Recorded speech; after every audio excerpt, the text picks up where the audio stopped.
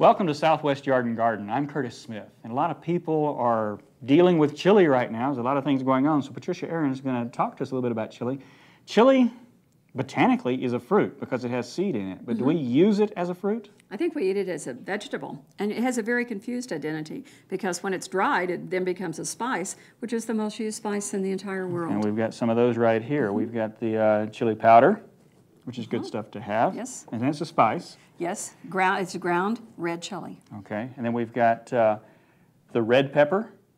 This is cayenne. Yes, that's a cayenne pepper, and it's been ground, so that's a nice hot one, Curtis. And we've got crushed red pepper. This is good for pizzas. It certainly is. And what's the difference between the crushed red pepper and the cayenne? The cayenne's a little bit hotter. And the crushed red pepper could be a number of different peppers. I've noticed sometimes it's hot and sometimes it's not. Right. Have to find a brand that you like, and then you know the heat. And then, of course, we've got Louisiana Red Hot and Tabascos and things like that.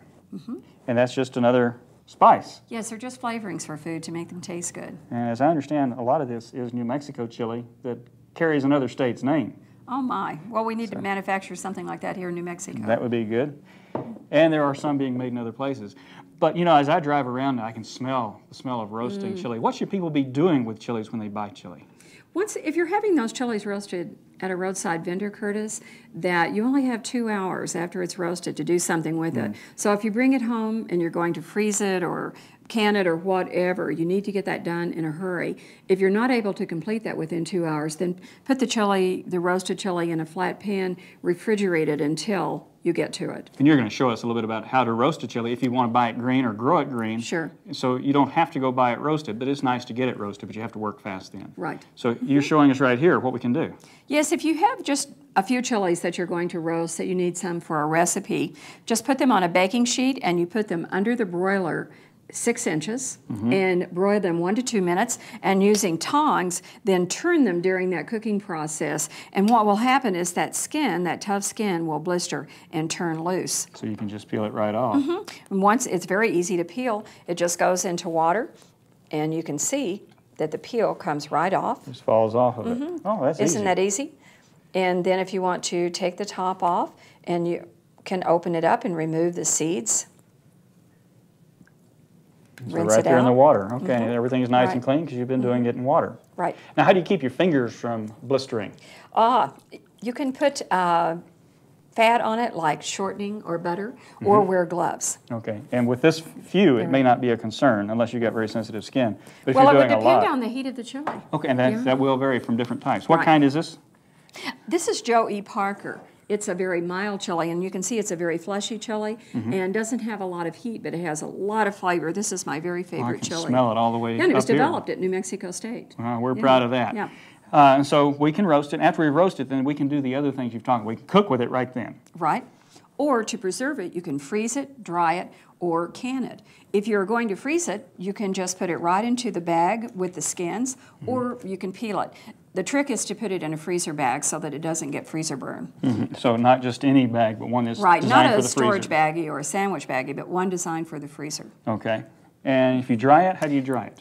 You could take the chili that we have just peeled, lay it flat on a dryer screen or outside, and in a dehydrated, it'll take about 2 to 3 hours. And then you can see that you have a piece of dried chili, and to use it, you can crumble it, you can break it off and put it in soups and stews. It has an unusual flavor. I tasted some while ago, and it's really good. Even just like, I wouldn't mind munching on that as a snack. Yeah. Might not want to munch on too much. Might be good for a diet. That's. Now, it kind of has a smoky flavor, a little bit different. It's a little different, yes. And then you've got canned. And then, yes, if you're going to can chili, the chili, after it is roasted, peeled, seeded, you can either chop it or put it whole into a canning jar. You cover it with boiling water, leaving 1-inch headspace. It is then has to be pressure canned. And at 5,000 feet, you would do it 13 pounds of pressure, 35 minutes. Okay, and that's either a important half to do it pint safe. or a pint, no larger. Right, okay. And then you have a can of chili like you buy in the marketplace. Safety is something that's really important here. You said when you buy it at a roaster, you've got 2 hours to do something with it.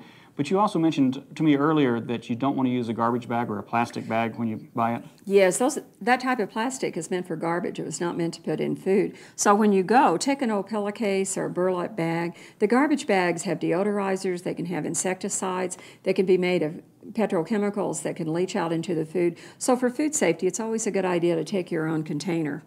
Okay, so you want to be safe because we can get food poisoning. Now, a lot of people have done things that took longer than 2 hours to deal with it and say, well, I did this and had no problem.